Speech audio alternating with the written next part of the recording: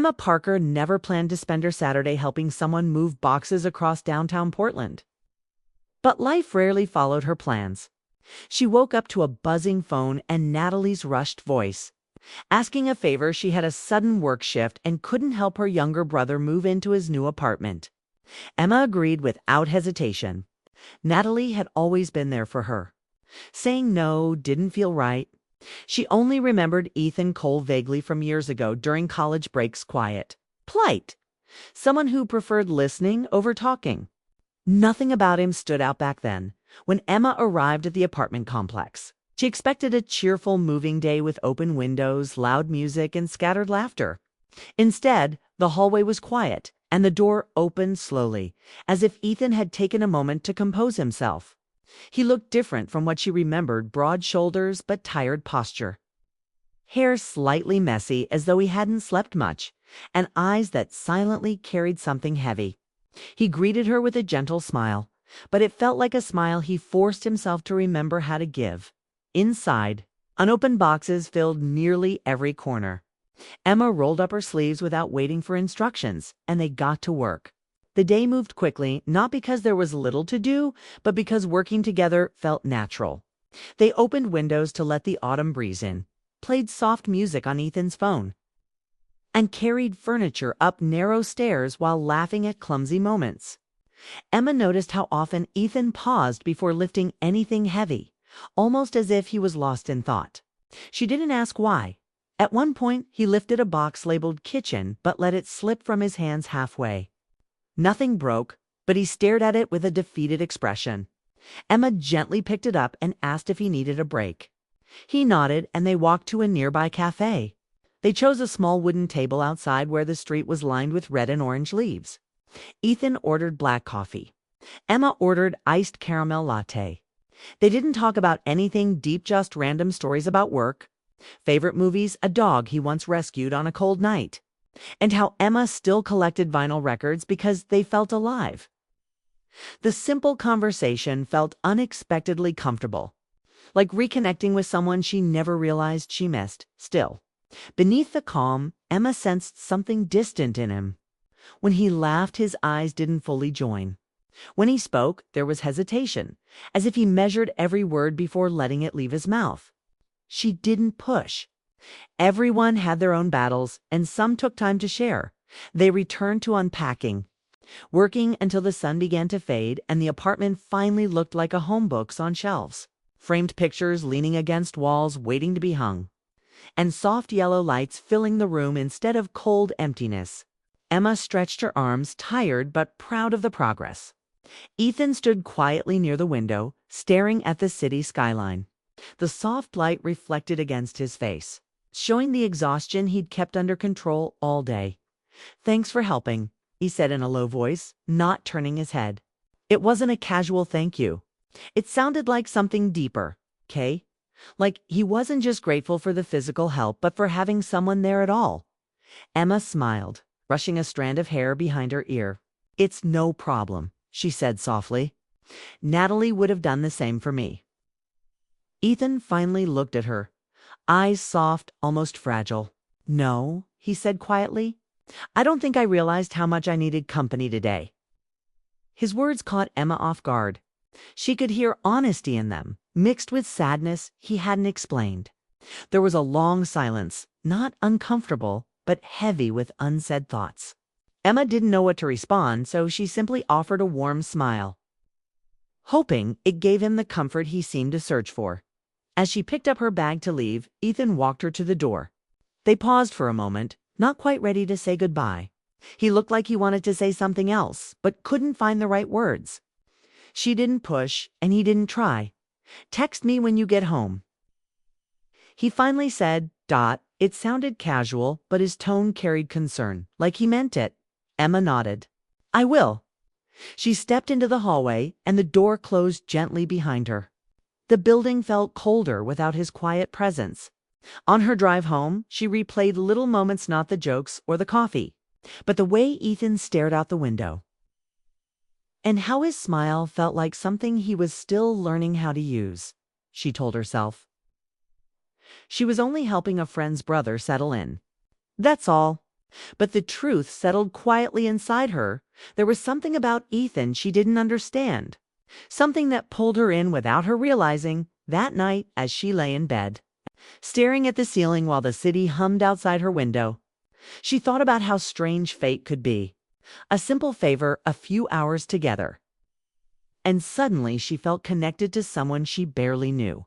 She wondered what he had lost, what he had left behind, why moving here felt like starting over, and why she cared so suddenly. So deeply, Emma closed her eyes, but sleep didn't come easily. Instead, she carried the image of Ethan standing by the window, staring out like he was searching for a future that didn't hurt anymore.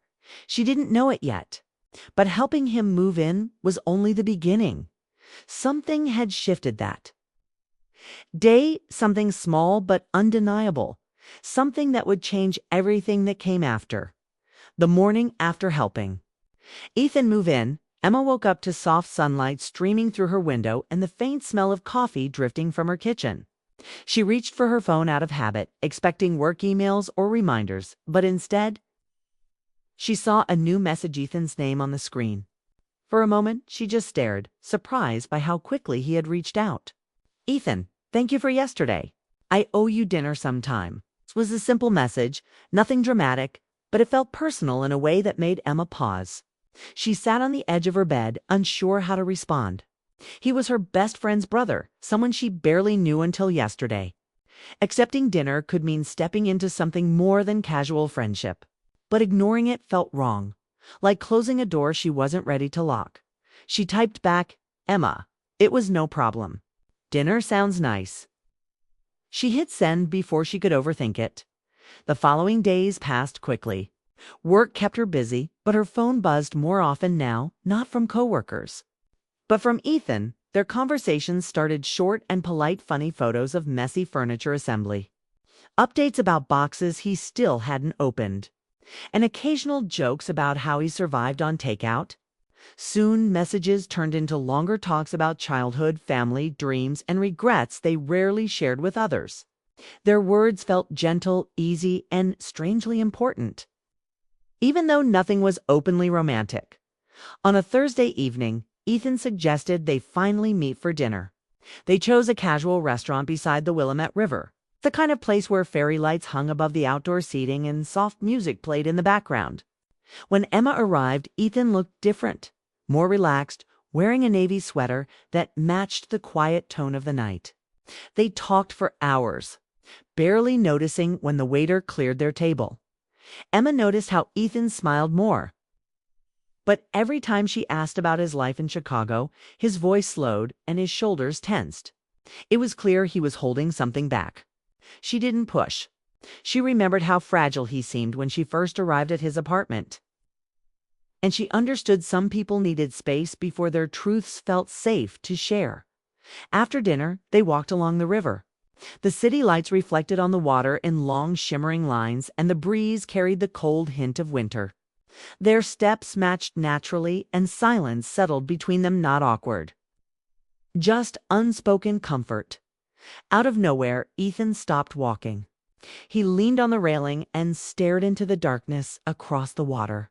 For a long moment, he didn't say anything, and Emma waited quietly beside him. Finally, he spoke, his voice low and steady.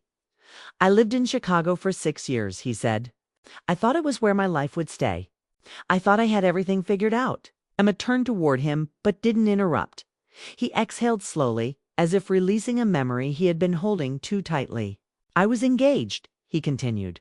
We were planning a wedding. We had a place, plans, everything. Then one day it just didn't feel right. We kept arguing. We wanted different futures. Maybe we grew apart. Maybe I didn't see the problem soon enough. His words weren't angry. They sounded tired, honest, and heavy. She ended it first, he said. But I think I pushed her there without knowing. After it happened, staying felt impossible. Every street reminded me of what we tried to build. Emma felt a soft ache in her chest, not jealousy, not discomfort, just empathy. Losing a future could hurt as much as losing a person. She wanted to comfort him, but she wasn't sure if touching him or speaking would make things better or worse. So she simply stood beside him, giving him quiet space to breathe. Ethan continued. Moving here wasn't just about starting fresh. It was about learning how to be alone without falling apart. Those words hung in the cold air. Emma realized that the sadness she sensed in him wasn't just heartbreak, it was exhaustion from rebuilding himself. She finally spoke, voice gentle. Starting over doesn't make you weak. It just means you're brave enough to choose yourself. Ethan looked at her then, eyes softer than before. Being around you, it makes things feel easier. His voice shook slightly, like I can breathe without thinking about everything I lost. I don't want you to think I'm looking for someone to fix me, he said quietly. I just appreciate you. More than I planned. Emma nodded, unsure how close she should stand or how deeply she should feel. They weren't dating. They weren't anything yet. But there's something she wasn't ready to name. Before she could respond, her phone buzzed.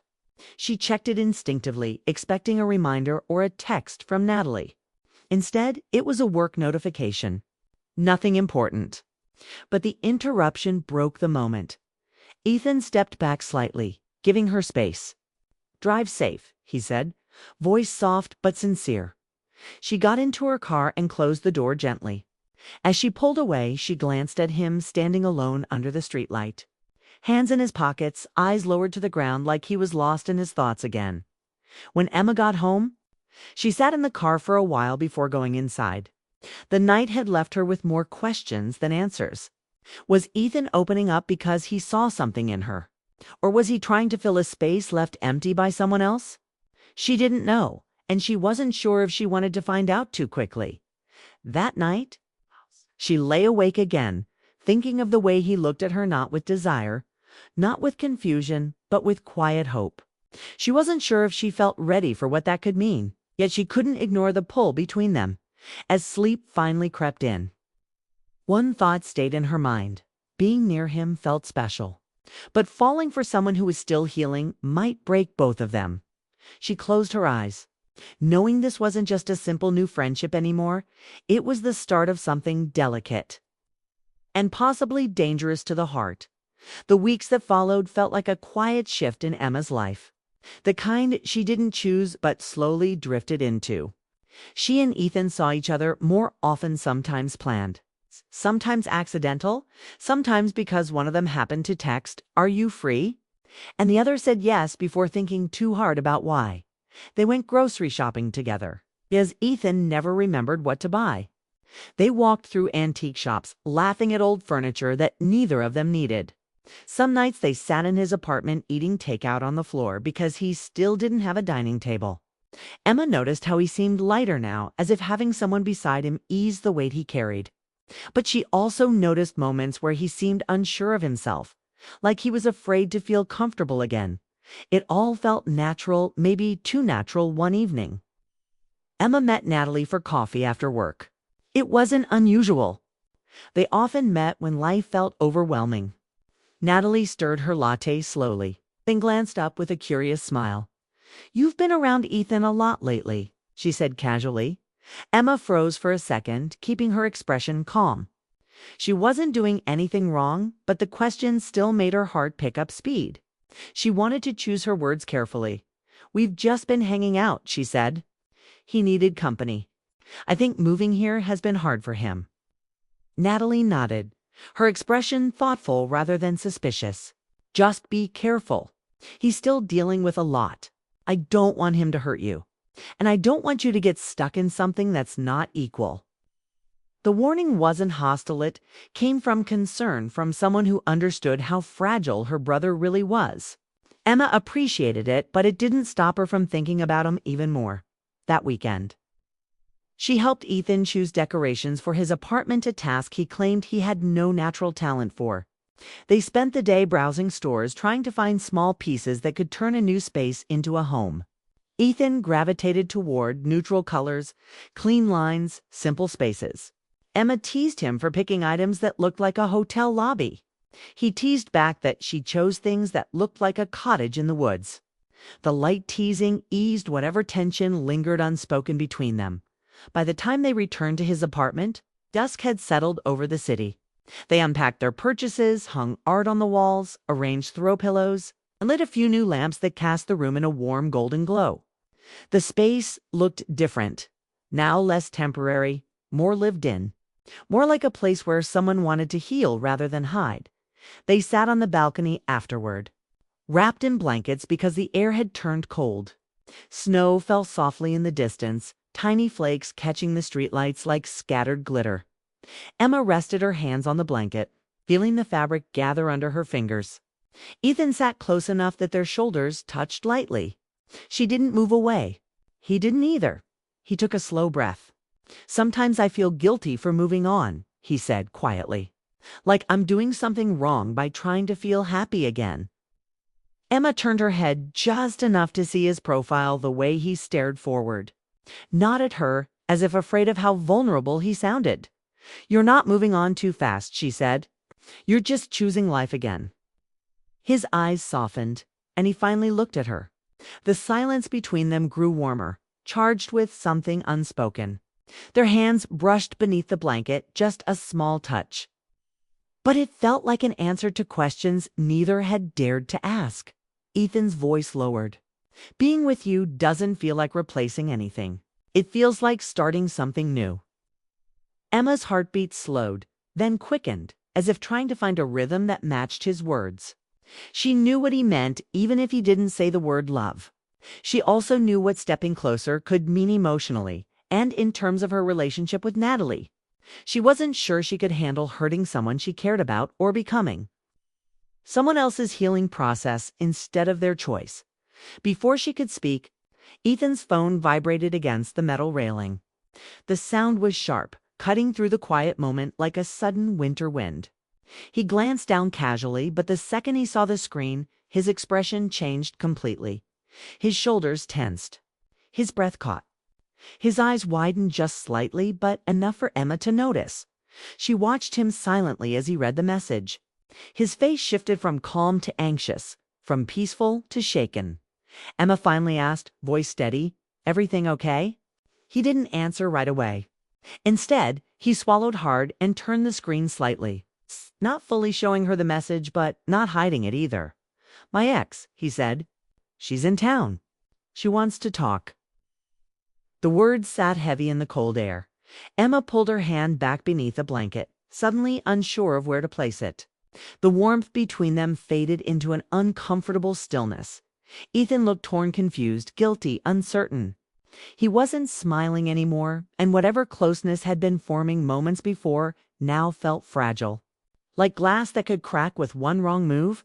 "I wasn't expecting that," he said softly. Emma nodded, trying to keep her voice neutral. "You should talk to her.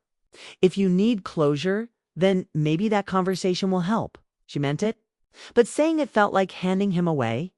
Ethan didn't look at her. He kept staring at the message as if it held the answer to everything he tried to escape.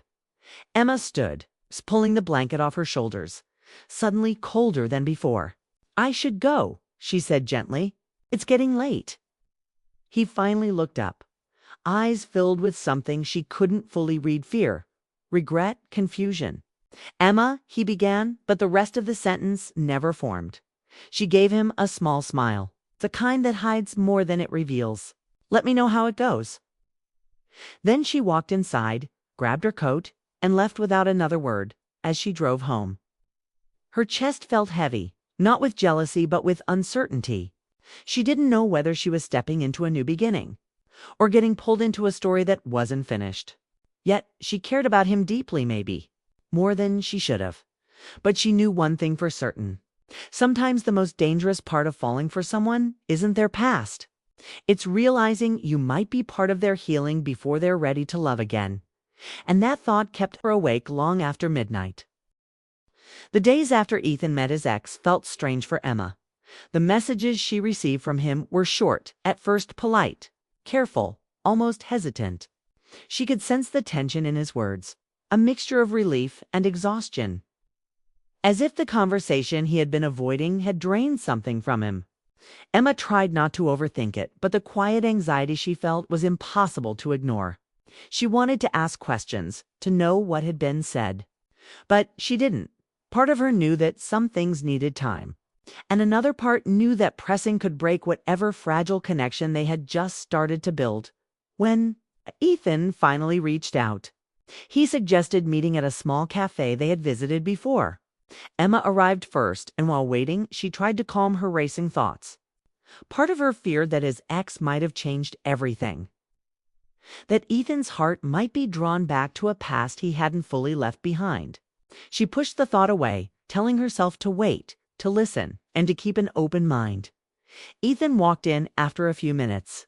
He looked different, tired but relieved, heavier somehow, yet more grounded than before. His eyes met hers, and for the first time since the conversation with his ex, there was no hesitation. He smiled faintly, the kind of smile that carried honesty and vulnerability at the same time. Emma noticed the slight shadow under his eyes, the way his shoulders sagged slightly. But she also saw the determination in his gaze. They ordered coffee, and for a while they simply sat together, letting the warmth of the cafe and the familiar routine of being with someone they trusted ease the tension. Finally, Ethan spoke, his voice soft but steady. "We talked," he said simply. She apologized. "I did too. We needed closure." Emma nodded, listening carefully. She didn't need details, only that he was ready to share the truth, but closure. He continued, "Isn't the same as going back. I don't love her anymore. I just needed to say goodbye properly to understand what we lost and why it ended." Emma let out a quiet breath she hadn't realized she was holding. Relief washed over her, but it was mixed with the lingering uncertainty of the days she had spent wondering where she stood. "So, what now?" she asked, trying to sound casual. But her voice betrayed her curiosity and hope. Ethan reached across the table and took her hand gently, but not in a dramatic or forceful way. It was quiet, reassuring, almost like a promise.